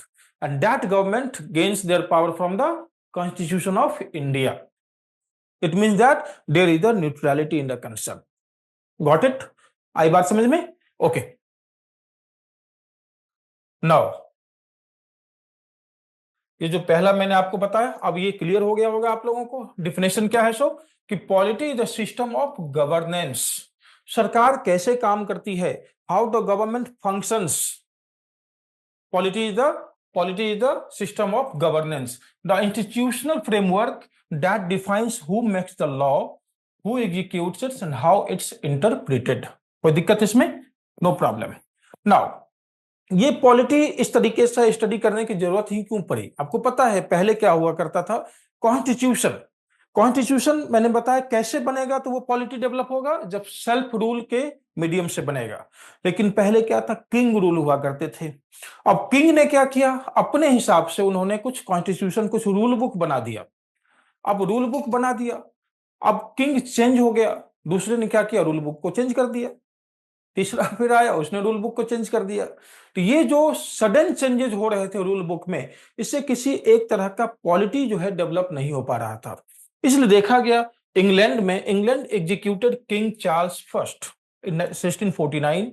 Why? Because he ruled without parliament. That execution gave birth to modern constitutionalism, the idea that no one is above law. देखा गया कि यहां तो कोई rule ही नहीं है, जो king आ रहे हैं अपने हिसाब से रूल कर रहे हैं, फिर कोई दूसरा किंग आ गया अपने हिसाब से रूल कर रहा है, कोई रूल बना ही नहीं यहां पर। जैसे आपने कोई दीवार बनाया सुबह में दूसरा मजदूर आया, उसने दीवार को तोड़ दिया, बोले कि ये दीवार मुझे पसंद नहीं, हम दूसरे तरीके से दीवार को जोड़ेंगे। तीसरे दिन क्या हुआ, दूसरे मजदूर को या राजमिस्त्री को आपने बुलाया, उसने बोला ये दीवार मुझे पसंद है, उसने तोड़ के हटा दिया। पता चला कि कभी दीवार वहां पर खड़ा हो ही नहीं पाया ऐसे में। तो क्या जरूरी है कि दीवार को तोड़ने की जरूरत है या फिर उस राजमिस्त्री को हटाने की जरूरत है? हमें चाहिए एक फिक्स सिस्टम, हमें चाहिए एक परमानेंसी, जिसमें चीजें सेटल डाउन हो, टेम्पोररी ना हो, परमानेंट। कुछ परमानेंट उसमें क्या होना चाहिए, वर्च्यू होना चाहिए, कैरेक्टरिस्टिक्स होना चाहिए, फीचर्स होने चाहिए। तो वो फीचर्स लाया गया, वहां के किंग को हटाया गया, और क्या लाया गया कि कॉन्स्टिट्यूशनलिज्म को बर्थ किया गया। कॉन्स्टिट्यूशनलिज्म मैं आगे आपको बताऊंगा कि कॉन्स्टिट्यूशनलिज्म होता क्या है। कॉन्स्टिट्यूशन एंड कॉन्स्टिट्यूशनलिज्म, जैसे मानव और मानवता। यदि कोई मानव है और उसमें मानवता नहीं है, क्या वो मानव है? इसको जरा आप डिस्कस करें। कोई इंसान है और उसमें इंसानियत नहीं है, क्या वो इंसान है? इंसान तो है, लेकिन क्या वो इंसान है?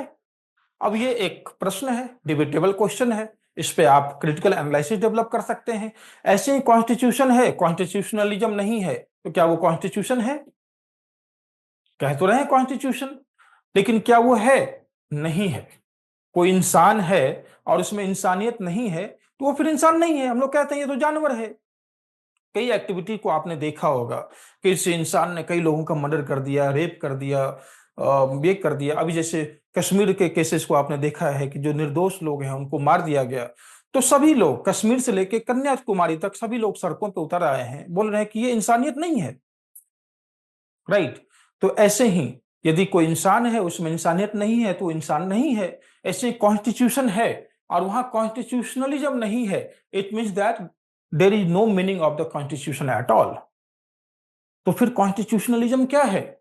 कॉन्स्टिट्यूशनलिज्म मीन्स दैट कि बहुत ही जनरल प्रोसेस से सबको मानते हुए डेमोक्रेटिक प्रोसेस हो सकता है, या फिर ऐसा प्रोसेस जिसमें सर्वसम्मति हो। और ऐसे प्रोसेस से आपने कॉन्स्टिट्यूशन को फ्रेम किया है और उस कॉन्स्टिट्यूशन को सभी लोग इक्वली फॉलो कर रहे हैं, दैट इज द कॉन्स्टिट्यूशनलिज्म। यदि कॉन्स्टिट्यूशन आपने बना दिया सो कॉल फॉर द फैशन और आपने उसको फॉलो ही नहीं किया, that is not the constitutionalism at all. कई ऐसे देश देखे गए, जैसे मैं गद्दाफी की बात करूं, उन्होंने भी कॉन्स्टिट्यूशन बनाया लेकिन खुद ही फॉलो नहीं करते थे। यदि आप नॉर्थ कोरिया की बात करें आज के डेट में, कॉन्स्टिट्यूशन वहां भी है लेकिन खुद ही फॉलो नहीं करते, उनके लिए अलग ही चलता है रूल्स। तो क्या वहां पे कॉन्स्टिट्यूशनलिज्म होगा? नहीं होगा। तो is there any meaning of the constitution at all? No. ऐसे इंडिया में डिबेट उठता है कि जो हमारे किंग हैं, सॉरी सॉरी, जो प्राइम मिनिस्टर हैं, प्रेसिडेंट हैं, जो हमारे पॉलिटिशियंस हैं, कई बार देखा जाता है कि they break the constitution, they are not following the constitutions. कई बार पॉलिटिकल सिचुएशन में ऐसा डिबेट उठता है कि संविधान की हत्या कर दी गई, राइट, कॉन्स्टिट्यूशन का मर्डर कर दिया गया। Got it? मतलब क्या कि संविधान होते हुए भी संविधान को नहीं माना जा रहा है, कॉन्स्टिट्यूशन होते हुए भी कॉन्स्टिट्यूशन को फॉलो नहीं किया जा रहा है। It means that that is the death of not constitution, that is the death of what? Constitutionalism. And if there is no constitutionalism, it means that there is no meaning of constitution at all. Doctor B R Ambedkar was also very clear about all this things. वो कहते थे कि हम बेहतर से बेहतर constitution तो बना सकते हैं, लेकिन ये डिपेंड करेगा on that people, how people are working on that, implementing that and amending that. हम बेहतर से बेहतर संविधान तो बना देंगे, constitution, doctor B R Ambedkar ji का ये कथन स्टेटमेंट है, लेकिन ये डिपेंड करेगा कि कैसे लोग इसको इंप्लीमेंट करते हैं, इसको कैसे मानते हैं और इस पे कुछ बदलाव कैसे लाते हैं। Got it? 1975 का जो इंदिरा गांधी इमरजेंसी जब लगाई थी, केसेज आ जाते हैं कि कॉन्स्टिट्यूशन को खत्म कर दिया गया था देश में। तो अंबेडकर जी की वो बात वहां पर याद आ जाती है कि कॉन्स्टिट्यूशन को आप मानते कैसे हैं, कॉन्स्टिट्यूशन में बदलाव कैसे लाते हैं। अभी भी कई बार ये डिबेट में आया था, जब सरकार ने आधार एक्ट को केस वो बदला था, कई तरह के ऐसे केसेस वो अमेंडमेंट लाए थे, एनआरसी का डिबेट चल रहा था, तो माना जा रहा था कि कॉन्स्टिट्यूशन का ये डेथ हो चुका है। तो these are the things we can see. Got it? आई बात समझ में? ओके। जब सारी बात आपको समझ में आ गई तो आगे बढ़ते हैं। जैसे मैंने अभी अब बताया आपको पॉलिटी क्या है, पॉलिटिक्स क्या है, पॉलिटिकल साइंस क्या है, इसका मैंने कोर मीनिंग आपको समझाया। अब एक रिवीजन करवा देता हूं कि कंसेप्चुअल पार्ट में polity, politics and political science.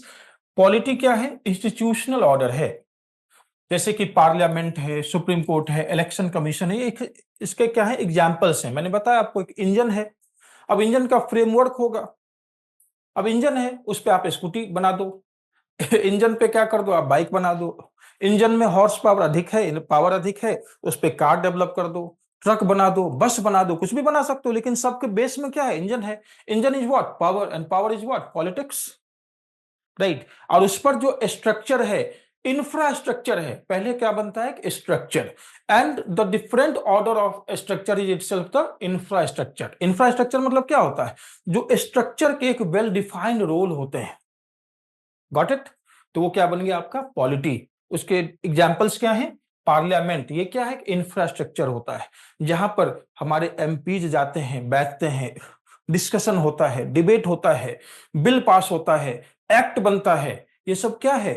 आपको एक इंफ्रास्ट्रक्चर है, यानी कि पावर वहां पर वर्क कर रहा है। पार्लियामेंट में क्या हो रहा है? पार्लियामेंट में पावर वर्क कर रहा है। Got it? ऐसे सुप्रीम कोर्ट है, इलेक्शन कमीशन है, then you have the politics. Politics में क्या है? Competition for power. मैंने बताया आपको कि जो पावर में नहीं है वो चाहेगा पावर में आ जाए, जो पावर में है वो चाहे पावर में बने रहे, जो पावर में था वो चाहेगा फिर से वापस पावर में आ जाए। ये तीन चीज होती है, तो कंपटीशन होता है। तो कंपटीशन होगा तो कैसे होगा? इलेक्शन के माध्यम से होगा, कास्ट मोबिलाइजेशन होगा, रिलीजियस मोबिलाइजेशन होगा, कई तरह के प्रोसेस होते हैं। ये जो धार्मिक दंगे होते हैं, कम्युनल वायलेंस होता है, ये भी क्या होता है? कोई एक ग्रुप ऑफ पीपल चाहता है कि हम पावर में आ जाएं। पावर कई फॉर्म के होते हैं, जरूरी नहीं कि आपको पॉलिटिकल पावर ही गेन करना है, इकोनॉमिकल पावर हो सकता है, कई तरह के वर्चस्व की लड़ाई होती है। Got it?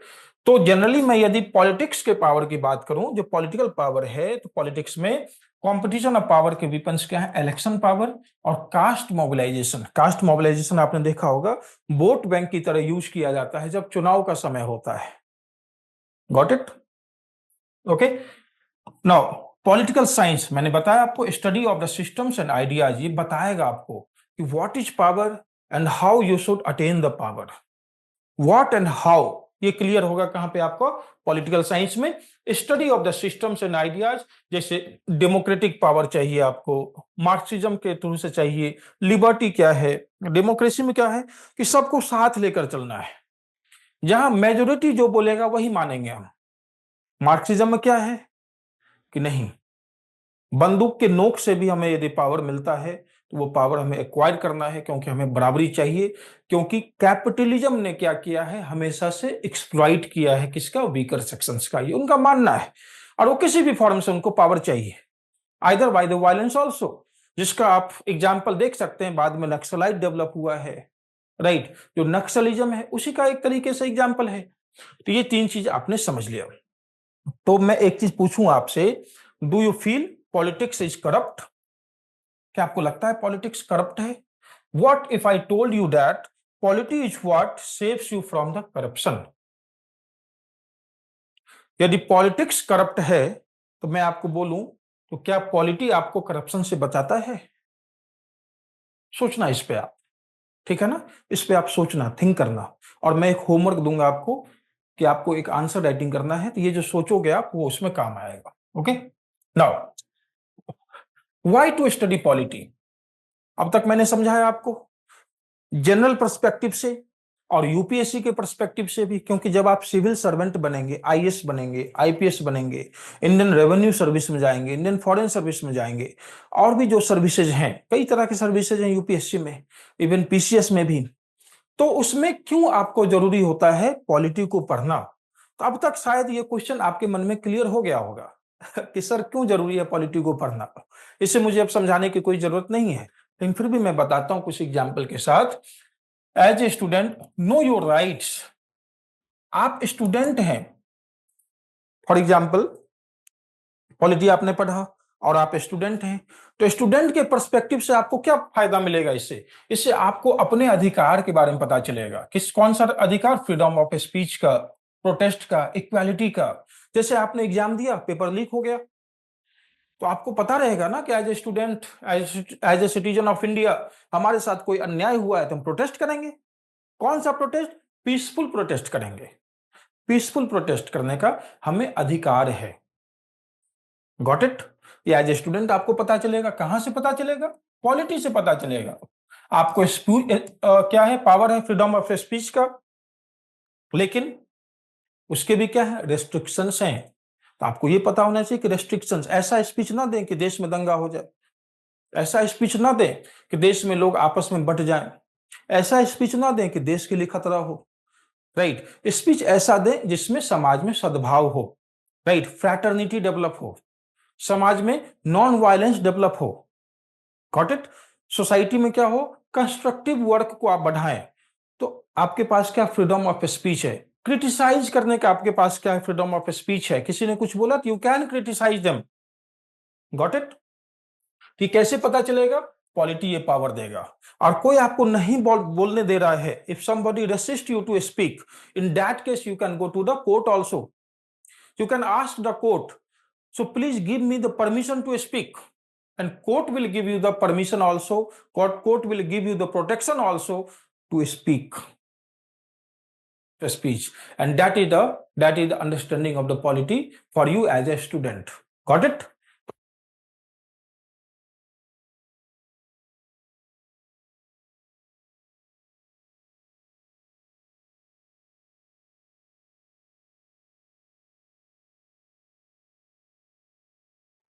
तो अभी ब्रेक चाहिए आप लोगों को? Student, I want some comment from your side.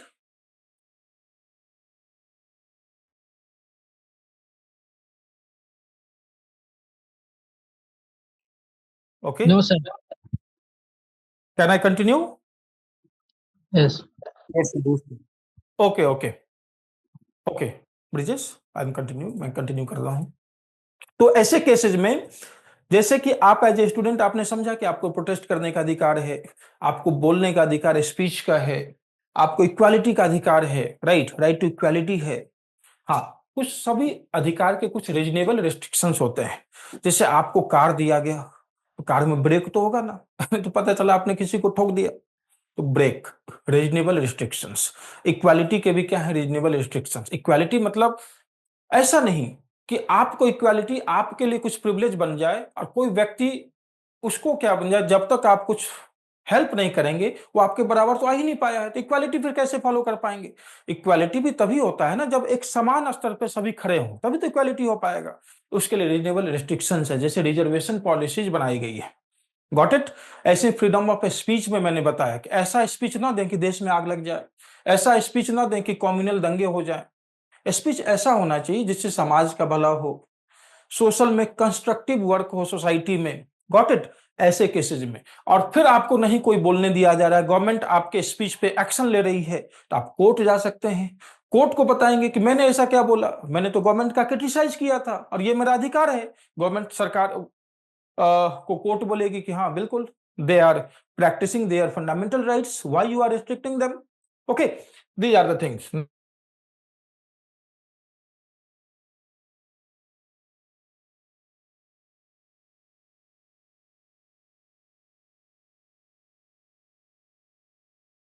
ये शायद 2 मिनट के बाद अपने आप ये कट हो जाएगा, जूम का मीटिंग जो है। उसके बाद फिर से जूम मीटिंग स्टार्ट होगा, तो आप लोग फिर से नए आईडी के साथ कनेक्ट हो जाइएगा, वो आईडी आपको मिल जाएगा अभी। अब जब तक ये क्लास हो रहा है तब तक मैं कंटिन्यू कर रहा हूँ। Okay? Hmm.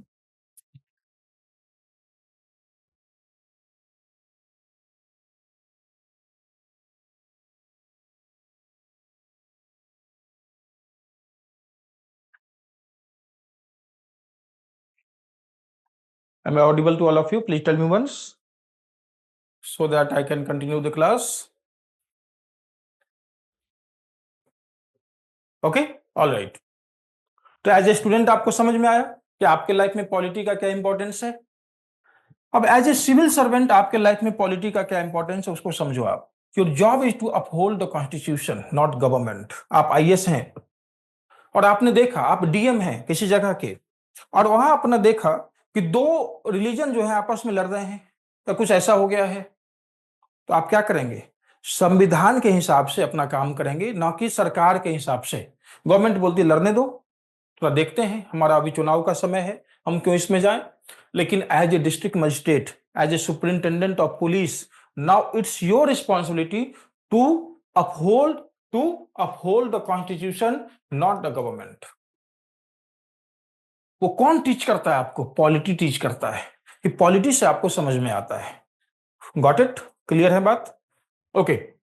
You must balance law, आपको लॉ बैलेंस करना है, एथिकल आप में एक्शंस होने चाहिए, and governance everyday. What is ethics? Ethics क्या है? एथिक्स क्या है? देखिए, एक सिचुएशन होता है सही क्या है गलत क्या है, वहां ऑब्वियसली आपको समझ में आ जाएगा, जो सही है उसको आप फॉलो करोगे। लेकिन आपके सामने कोई ऐसा सिचुएशन आ जाए कि दोनों चीजें सही है वहां क्या करोगे? वहां तो फंस जाओगे, फिर वहां डिलेमाज होंगे, और वहां पर जो आपकी अंडरस्टैंडिंग डेवलप होगी कि हमें क्या करना चाहिए, वहीं पे एथिक्स का इंपॉर्टेंस आ जाता है कि हमारे लिए बेहतर क्या है, what is more important for us, right? जैसे मैंने कल उस दिन सेशन हुआ था, मैंने बताया था आपको कि हमारे लिए बहुत सारी चीजें इंपॉर्टेंट होती है, लेकिन उसको हम कितना इंपॉर्टेंस देते हैं उससे डिपेंड करता है कि what are more required for us, हमारे लिए क्या ज्यादा जरूरी है। इंपॉर्टेंट आपके पास 5 चीजें हैं। अब 5 चीजों में आप देखो कि किसको आप इंपॉर्टेंस दे रहे हो, तभी तो उसका रिजल्ट आएगा, फ्रूट आएगा। जरूरी है कि आप कॉलेज में बढ़िया नंबर लाएं, आप यूपीएससी में सेलेक्ट करें, आपका हेल्थ अच्छा रहे, आपका फ्रेंडशिप अच्छा रहे, आपका सोशल लाइफ अच्छा रहे, आपका फैमिली लाइफ अच्छा रहे, आपका मेंटल हेल्थ अच्छा रहे, सभी इंपॉर्टेंट है। लेकिन उसको जब आप इंपॉर्टेंस देंगे तभी तो रिजल्ट आएगा। मेंटल हेल्थ अच्छा रहे, इंपॉर्टेंट है, लेकिन आप दिन रात मोबाइल में लगे हुए हो, रील्स देख रहे हो, राइट? दूसरों के लाइफ में क्या चल रहा है उसको दिन भर देखे जा रहे हो, क्या होगा? मेंटल हेल्थ कभी बढ़िया बना रहेगा आपका? नहीं बना रहेगा। Mental health is important, but you are not giving the importance to the sir mental health. कितने बजे तक क्लास चलना है? कैसे फ्रूट आएगा उसका? Yes please.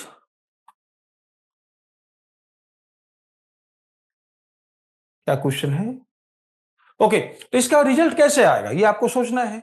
As a civil servant आपने पॉलिटी को इस तरीके से समझा। ओके, मैं यदि एक केस आपके सामने स्टडी करूं इंदिरा गांधी जी के, उसमें तो इलेक्शन हुआ था, आपने जानते हैं, इलाहाबाद हाई कोर्ट का ऑर्डर हुआ था। इसके बारे में मैं डिटेल में आगे बताऊंगा आपको क्लासेज में। मैं थोड़ा सा बता दूं इसमें कि इंदिरा गांधी ने क्या किया। जब चुनाव था देश में, और Rajnarayan versus Indira Gandhi case, Allahabad high court का बड़ा फेमस केस है ये। तो इंदिरा गांधी ने क्या किया था उस केस में, उन्होंने थोड़ा सा मैल प्रैक्टिस किए थे, जिसके कारण राजनारायण ने केस किया था इलाहाबाद हाई कोर्ट ने, और इलाहाबाद हाई कोर्ट ने क्या किया था, इंदिरा गांधी के अगेंस्ट जजमेंट दिया था। और इंदिरा गांधी उस समय देश की प्रधानमंत्री थी। उन्होंने क्या किया कि देखा कि यदि इलाहाबाद हाई कोर्ट का ऑर्डर फॉलो होता है तो मैं तो एमपी हूं ही नहीं, जब मैं एमपी रहूंगी नहीं तो मैं तो प्राइम मिनिस्टर ऑटोमेटिकली खत्म हो जाएगी, सरकार गिर जाएगी। तो उन्होंने क्या किया, उससे पहले ही देश में इमरजेंसी लगा दिया। इमरजेंसी लगते ही क्या होता है, कोर्ट का ऑर्डर फॉलो नहीं होगा। Got it? और वहां पर माना जाता है कि एक तरीके से कॉन्स्टिट्यूशन का मर्डर हुआ था। तो फिर देखा गया कि नहीं, nobody is above the constitution. फिर देखेंगे आप, इमरजेंसी हटाया गया, उस प्रोविजन को खत्म किया गया, और सरकार फिर बदल गई थी। तो no person is above the constitutional process. तो ये क्या है? पावर किस चीज का है? पॉलिटी का पावर है। तो every time you use your Aadhaar, digital governance touches article 14, 21 and article 300A। इसीलिए आपके हर एक्शन, जो भी आप एक्शन करते हो, आप एक सिम कार्ड लेने जाते हैं, वहां पर क्या होता है, आधार कार्ड मांगते हैं आपसे, आप देते हो आधार कार्ड। आप राशन लेने जाते हैं, जनरली जो दाल चावल मिलता है, हालांकि उसमें आधार की जरूरत नहीं है, लेकिन फिर भी एक आइडेंटिटी कार्ड पर आपसे मांग लेते हैं कभी, तो वो मांगते हैं। या फिर किसी अन्य पर्पस के लिए, कभी आप एग्जाम देने जाते हो, सिंपल मैं लेता हूं, आप एग्जाम देने जाएंगे प्रीलिम्स का, तो वो मांगेंगे कि आधार कार्ड दिखाओ, अपना आइडेंटिटी कार्ड दिखाओ, जो गवर्नमेंट ने दिखाया हो, चाहे ड्राइविंग लाइसेंस हो, पैन कार्ड हो, आधार कार्ड हो, आप दिखाओगे वहां पर। अब क्या आ गया वहां पर? डिजिटल गवर्नेंस आ गया। अब डिजिटल गवर्नेंस आ गया तो आपको लगेगा ये मामला तो सिंपल कार्ड का है, नहीं, ये मामला कई आर्टिकल्स का आ जाता है इसमें। आर्टिकल 14 राइट टू इक्वालिटी का, आर्टिकल 21 का, आर्टिकल 308 का, ए का, सभी आर्टिकल्स उसमें आ गया। इट मींस दैट पॉलिटी हर जगह है। आप बाइक चला रहे हो और पुलिस वाले ने आपको रोक लिया, और उसने पूछा कि किस हैसियत से बाइक चला रहे हो? हैसियत से, बोले गाड़ी मेरे नाम पे है। बोले ठीक है, गाड़ी तुम्हारे नाम पे है, दिखाओ। तो वो आरसी चेक करेगा, ड्राइविंग लाइसेंस चेक करेगा। ये कौन इशू कर रहा है? आपको गवर्नमेंट इशूज कर रहा है।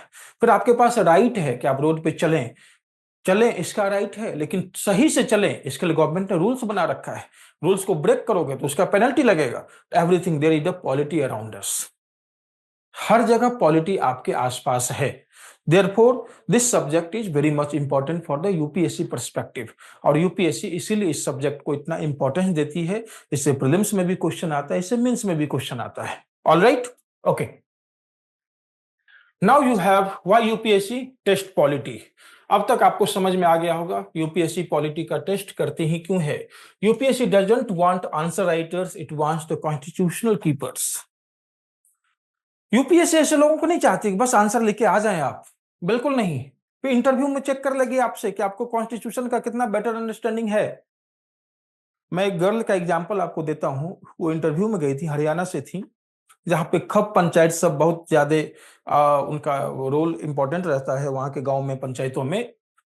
तो इंटरव्यू में पूछा गया उनसे कि ऐसा है कि खप पंचायत वाले यदि कहते हैं कि सेम गोत्र में शादी नहीं होना चाहिए तो क्या बुराई है, ठीक है कहीं और शादी कर लो।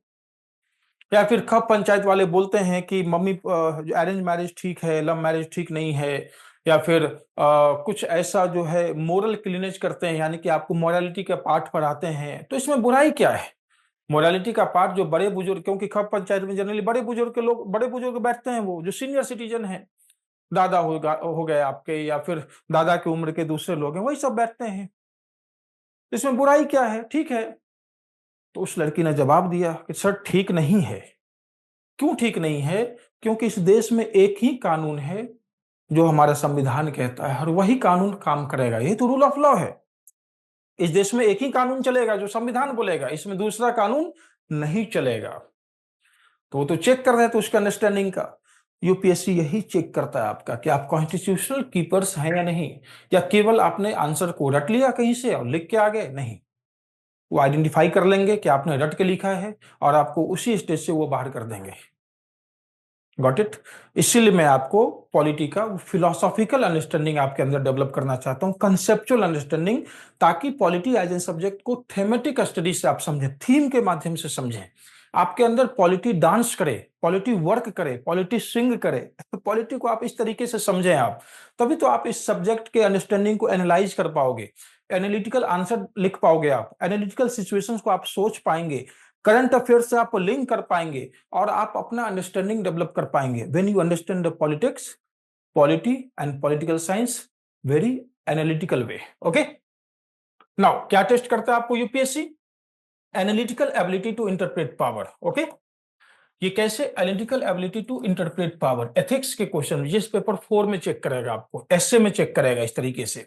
Ethical vision of fairness, again for the GS paper 4 and GS paper 2।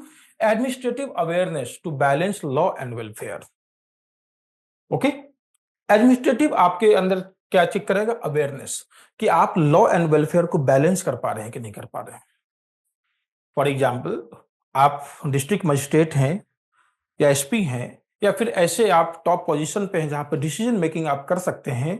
आपके पास कोई बूढ़ी महिला आती है और उनका आपको पता है कि इनको राशन मिलना चाहिए, इंदिरा आवास योजना का फायदा मिलना चाहिए, लेकिन किसी कारणवश नहीं मिल पा रहा है।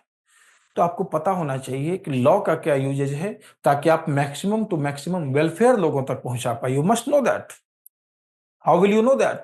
When you understand the polity. Got it? Previous year question को आप जब देखेंगे यूपीएससी में, तो constitutional morality is rooted in the constitution itself. Constitutional morality की बात होती है।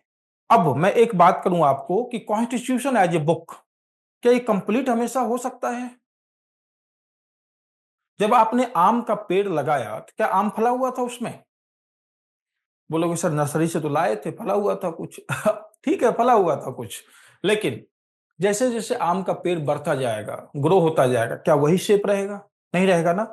ऐसे जब कॉन्स्टिट्यूशन बना था तो दैट वाज ए डॉक्यूमेंट, वो डॉक्यूमेंट था।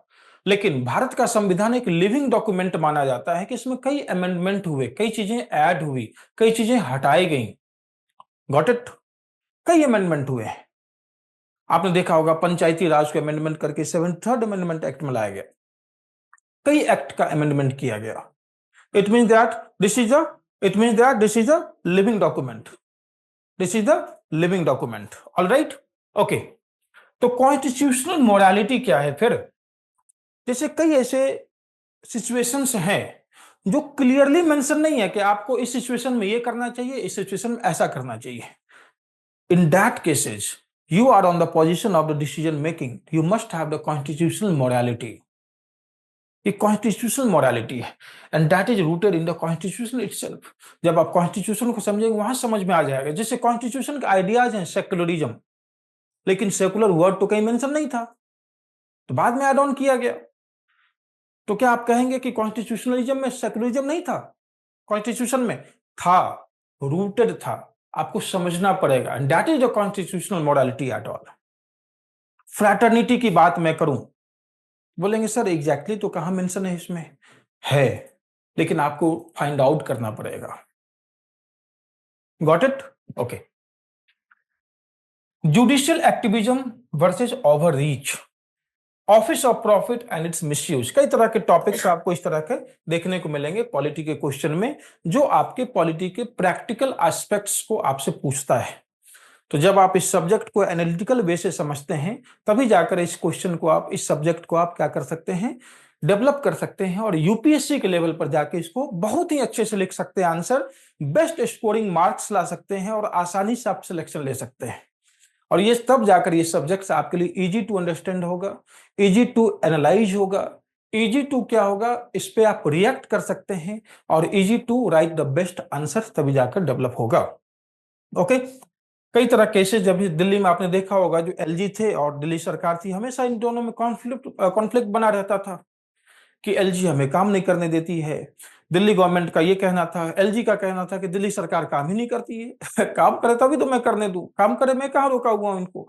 मामला गया सुप्रीम कोर्ट ने बताया कि एलजी का ये रोल है, दिल्ली गवर्नमेंट का ये रोल है। तो ये चीजें हैं, तो ये सब क्या आपने देखा है। अब यहीं से क्वेश्चन उठता है, मीन्स दैट सुप्रीम कोर्ट ने क्या बोला इस पर, elected government is not ornamental. यही पर क्या है, कॉन्स्टिट्यूशनल मोरालिटी है। अब दिल्ली गवर्नमेंट का जो कहना है कि एलजी हमें काम नहीं करने देती है, अब एलजी क्या है, इलेक्टेड गवर्नमेंट है क्या?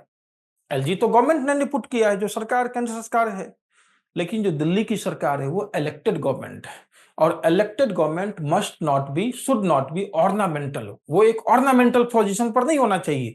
And this is what the constitutional awareness. Supreme court ने ये आइडिया कहां से निकाला? कॉन्स्टिट्यूशनल अवेयरनेस से, कॉन्स्टिट्यूशनल मोरालिटी से, कॉन्स्टिट्यूशनल अंडरस्टैंडिंग से। संविधान में एग्जैक्ट ये लाइन तो कहीं नहीं लिखा हुआ है कि elected government is not ornamental, लेकिन ये कंसेप्ट कहां से सुप्रीम कोर्ट ने निकाला और जजमेंट दिया?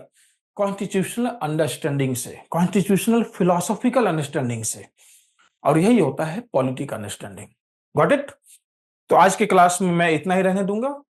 मैं नेक्स्ट क्लास में फिर से कंटिन्यू करूंगा आगे, जहां पर मैं बताऊंगा आपको कि यूपीएससी में पॉलिटी को और कैसे अप्रोच करना है, क्या क्या सोर्सेज आपके होने चाहिए स्टडी के, और इसके साथ साथ जो आपका कॉन्स्टिट्यूशन है और कॉन्स्टिट्यूशनलिज्म है, इसके और क्या क्या बेसिक डिफरेंसेज होते हैं, उसका एक ग्लिम्स मैंने आपको आज के क्लास में समझाया है। नेक्स्ट क्लास में इसको मैं डिटेल में लेकर जाऊंगा। ओके, आपके तरफ से कुछ क्वेश्चन हो तो पूछ लीजिए आप लोग।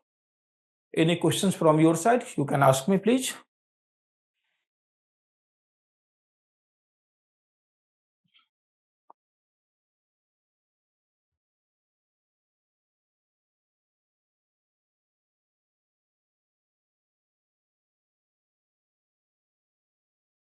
समझ में आई क्लास? किसी को कोई दिक्कत समझने में? Hello sir. Yes, sir. और प्लीज आप लोग कमेंट बॉक्स में टाइप करें, कमेंट बॉक्स है उसमें कोशिश करें टाइप करने का, तो मैं आसानी से आपको पढ़ पाऊंगा, फिर उसका रिस्पांस दे पाऊंगा जल्दी ही।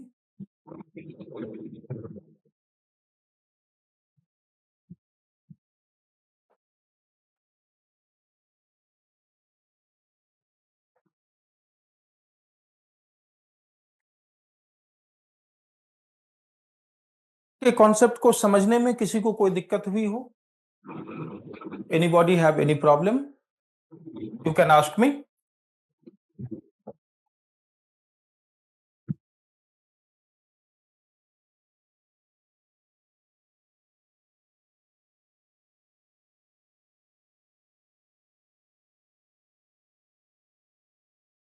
Any problem? Okay. Muskan Chand, no sir. All right, very good. All right, no. Okay, बहुत बढ़िया।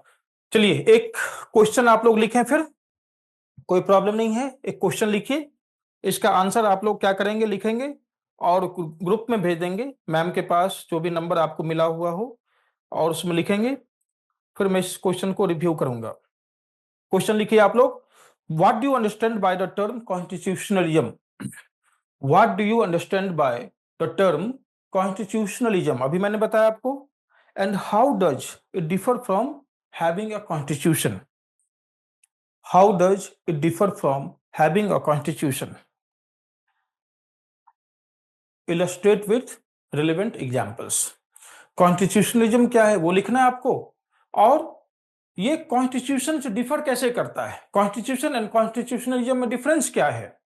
कॉन्स्टिट्यूशन है, क्या हम मान लें कॉन्स्टिट्यूशनलिज्म है? कॉन्स्टिट्यूशनलिज्म है, क्या हम माने कि वहां कॉन्स्टिट्यूशन ठीक से काम कर रहा है? इस चीज को आप थोड़ा एनालाइज करके लिखेंगे, जो बताया था आपको क्लास में, और इसको कुछ एग्जाम्पल्स के साथ बताएंगे। जैसे मैंने कुछ एग्जाम्पल्स अपने कंट्री के भी दिए थे, बाहर के भी दिए हैं आपको, तो उसको देंगे आप, और इसका एक आंसर राइटिंग कोशिश करेंगे। 150 वर्ड्स में इसको आप लिखेंगे A4 साइज पेपर पे, जिसपे आपका नेम होना चाहिए, आप किस सिटी से बिलोंग करते हैं, किस क्लास में अभी हैं, और इसको आप लोग लिख करके PDF के फॉर्म में प्लीज भेज दीजिएगा।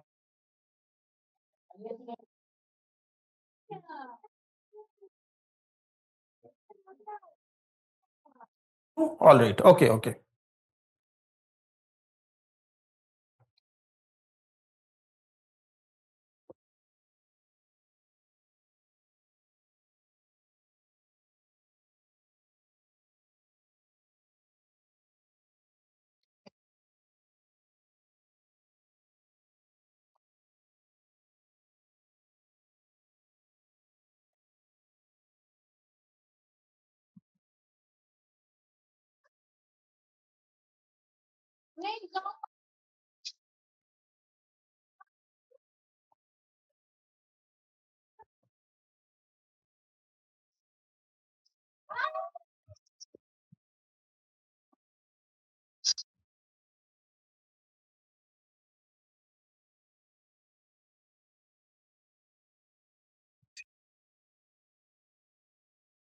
स्टूडेंट को पूछ रहा है कि हम ऑनलाइन इंटरनेट से हेल्प वगैरह ले सकते हैं क्या? नहीं, कोशिश करें खुद से लिखने का। Yes, you can search some examples related with this, of course. इसका एग्जांपल्स आप लोग नेट से सर्च करके ले सकते हैं, बट इसको लिखेंगे जो आपको समझ में आया है, जो कंसेप्चुअल अंडरस्टैंडिंग हम लोगों ने क्लास में डिस्कस किया है, उसी बेस्ड पे इसका आंसर लिखें आप, ठीक है? Okay.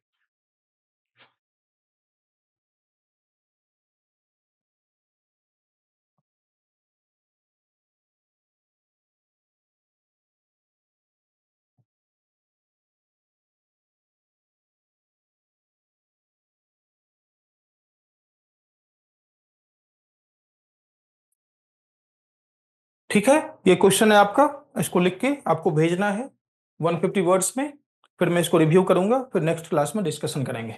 Okay, thank you everybody, thanks a lot and have a nice evening. All right.